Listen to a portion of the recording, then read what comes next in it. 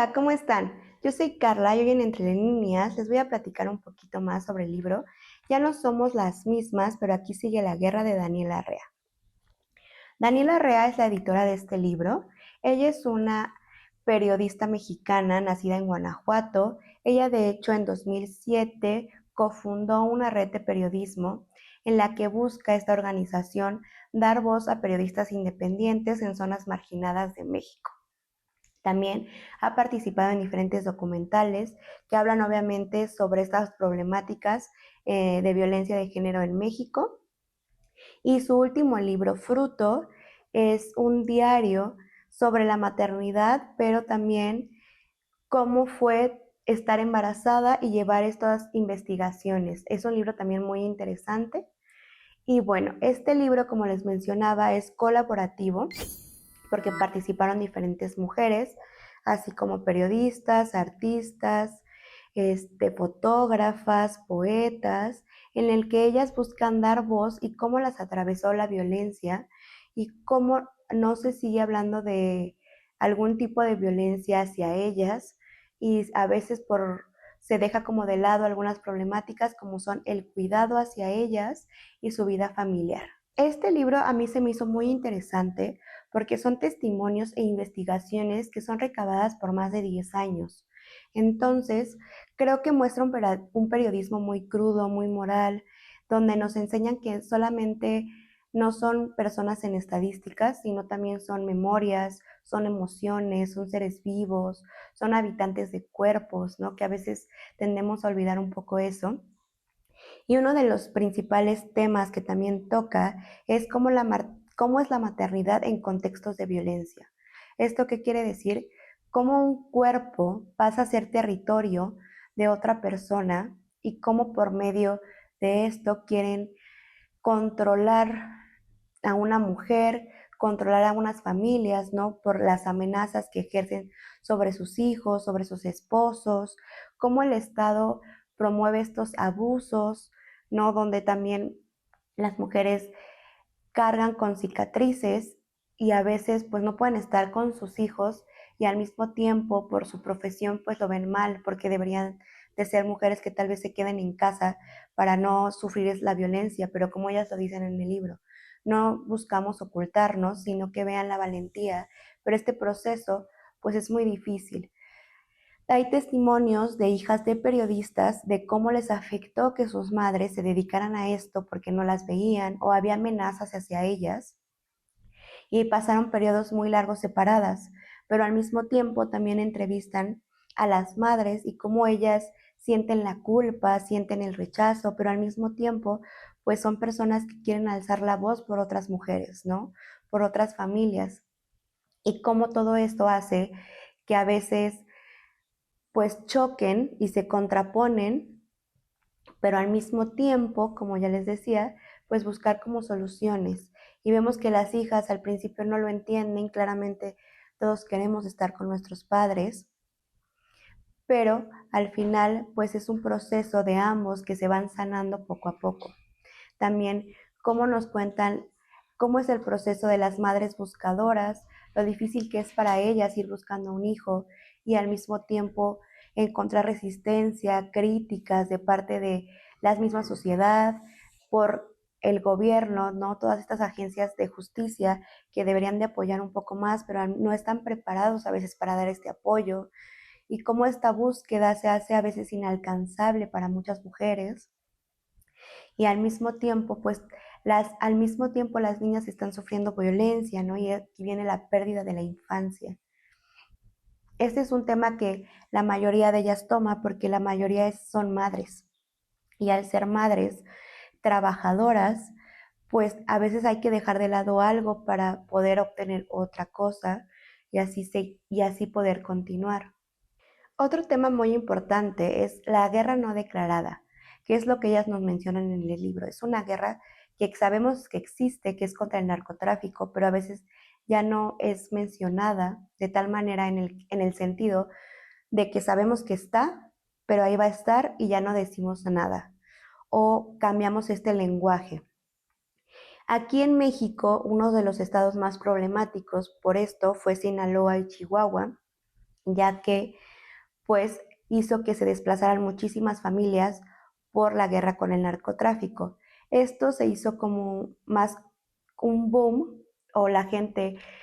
desde Felipe Calderón fue cuando él le declaró al presidente la guerra al narcotráfico en el 2012 más o menos, y es cuando en Ciudad Juárez, Sinaloa, Chihuahua, Sonora, pues enfrentaban ya los cárteles con los civiles, y esto fue que hubiera muchísimas muertes, así como desapariciones y desplazamientos de las familias. Este tema es algo pues muy interesante, ya que la mayoría de estas periodistas vivían en estas zonas, así como en el estado de Veracruz, y cómo era la violencia hacia el periodismo, ya que ellas veían que iba en incremento porque salían algunas notas o mencionaban algunas cosas y eran amenazadas, desaparecidas, amenazas de muerte a ellas y a sus familias.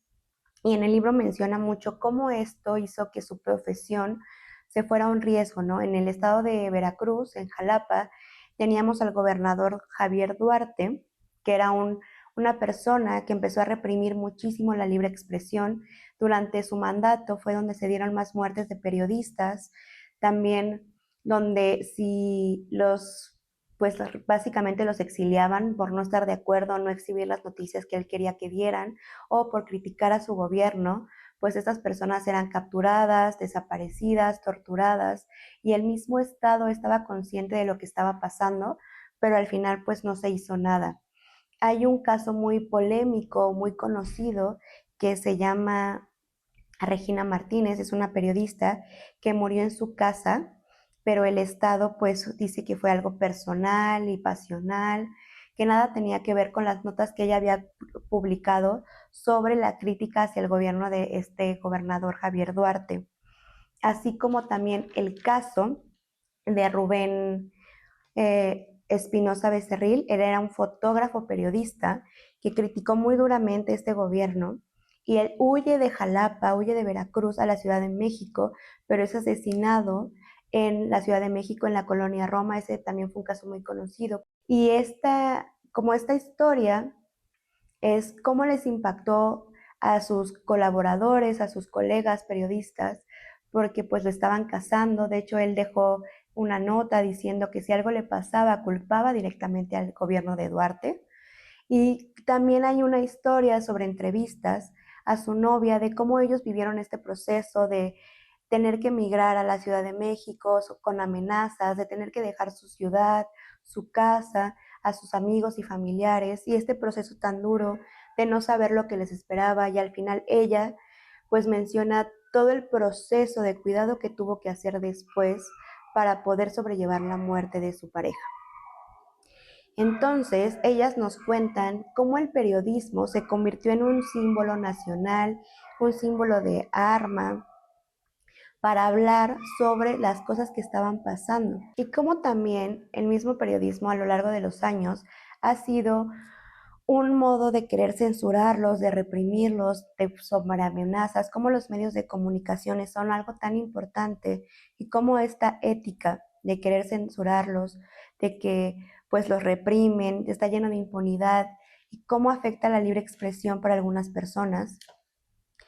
Entonces, este libro busca marcar mucho cómo fue su proceso para los periodistas que vivían en Jalapa, en Veracruz, pero también en el norte del país,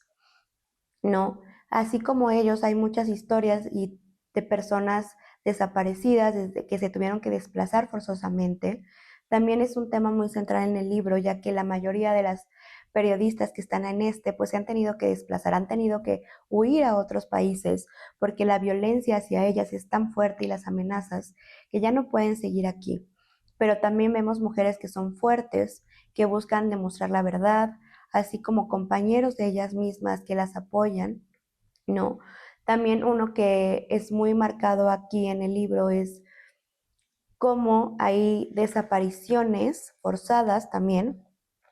y estas vienen a veces del Estado hasta sus propios compañeros. Tenemos la historia de un grupo de policías que fueron a un comando a investigar a las afueras de Jalapa también, y son desaparecidos, son policías y los desaparecen, y las esposas de estas personas pues los siguen buscando hasta el día de hoy, ya tienen más de 10 años desaparecidos y los siguen buscando. Y cómo es este proceso para ellas como mujeres, el tener que salir a buscar a sus maridos, pero al mismo tiempo tener que explicarles a sus hijos y estar con sus hijos, y al mismo tiempo trabajar y mantener su casa y todo lo que conlleva todo esto. Pero este también creo que es un tema muy importante a reflexionar, porque nos dice que no todas las personas estamos a salvo, que no importa realmente ya si fueron policías o son periodistas o son personas tal vez podamos decirles normales, sino que todos estamos en esta violencia y que no nos damos cuenta cuánto nos afecta hasta que realmente nos pasa algo o a alguien conocido le sucede. En esto nos dicen que la Policía Federal pues lo arrestaron, ellos nos dan un estimado de que arrestan alrededor de 600,000 personas, pero que solamente el 0.89% de estos arrestos son personas que realmente están vinculadas hacia el narcotráfico o al secuestro o delitos graves contra la salud de las personas. Y realmente son por querer decir, no, ya, ¿cómo se llama? Ya a- detuve a muchas personas por estos delitos y estamos realmente quitando de las calles a todos estos delincuentes. La realidad es que durante el periodo de lo que fue 2006 y 2012, muchas personas solo fueron encarceladas sin el debido proceso y al querer denunciar pues no era posible porque las torturaban y también eran torturadas para sacarles confesiones sobre estos delitos pero que al final ellos no habían cometido. Hay un caso, y de hecho los entrevistan también en el libro, pero de este yo sí me acuerdo cuando pasó, que eran de dos mujeres, son una pareja, son unas novias, que ellas migran por la violencia que estaba sufriendo que estaban sufriendo en el estado de Veracruz y migran hacia Tabasco, a Villahermosa, y no llevaban ni una semana ahí cuando el ejército entra a su departamento, las detiene y cómo las torturan durante 3 días a una semana, me parece, para decir que ellas tenían una red de narcotráfico, que vendían drogas, y al mismo tiempo ellas te platican, obviamente, la impotencia que se siente, el miedo de no saber lo que está pasando, y cómo también los propios militares son los que a veces te tendrían que proteger, nuestro sistema tendría que protegernos de justicia y no lo hacen, y son los que nos violentan. Y una de las que ellas estaban muy impactadas era de que en este proceso de torturas pues sufrieron violaciones y las violaciones venían de hombres que las criticaban por ser una pareja homosexual y que eso estaba mal, ¿no? Que como que les decían que les hacía falta un hombre de verdad para poder pues ahora sí que ser verdaderas mujeres. Entonces vemos cómo la violencia atraviesa de una forma u otra nuestro cuerpo y cómo pues lo vamos Y este libro a mí en lo personal me impactó mucho porque utiliza mucho el lenguaje, cómo el lenguaje ha ido cambiando a lo largo del tiempo y es muy común que ahora oigamos, no sé, la palabra secuestro, descuartizado, violado, ¿no? Que lo encontraron en un pozo, quemado, y que ya esas palabras ya no tengan el impacto que antes tenían, que ya esté tan normalizado que estén pasando estas cosas que en nuestro propio lenguaje ya es como de, pues ya pasó. Pero también cómo tendemos las personas a minimizar. ¿Esto qué quiere decir? Como yo lo entendí es que por decir, no sé, ahora es cambiar las palabras para ya no decir, no es que ya está desaparecido o está secuestrado, sino que tendemos a cambiar como la fiesta ya se acabó, no se puede decir porque esto es malo, y cómo este mismo lenguaje hace que ya tal vez no podamos empatizar tanto con las víctimas o con las personas que están buscando a sus hijos desaparecidos, porque ya lo vemos como algo normal que ya no nos importa tanto. No, no, tal vez no quiero usar la palabra ya no importa tanto porque es un tema muy importante, pero dejamos de prestarle importancia. Entonces, ¿cómo nos dicen que este lenguaje es tan importante? Porque, por ejemplo, Cuando sale Calderón de la presidencia y entra Peña Nieto, ya no se llama la guerra contra el narcotráfico, ahora viene un cambio que es la guerra contra el hambre. Entonces, todos los medios de comunicación ya estaban en decir la guerra contra el hambre y vamos a vencer a esta guerra. Y era como si hubiera desaparecido el narcotráfico, pero en la realidad es que no, seguía ahí, pero ya no era mencionado. Entonces, como les decía, a veces le restamos un poco de importancia y sabemos que es un tema importante y que sigue ahí, pero creemos que tal vez al no mencionarlo, pues va a desaparecer y no sucede así.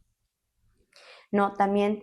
cómo existe el lenguaje de la guerra, y esto es por medio de informes, por fotografías, por carpetas, porque obviamente todas estas son escritos que hacen otras personas que están en medio de todo esto, y como ellos lo digan, es como otras personas lo van a interpretar, y es como tal vez se va a dar a conocer, y asimismo es como otras, nuestra sociedad va a dar una opinión sobre eso, pero es con base en lo que otras personas están diciendo sobre un momento o un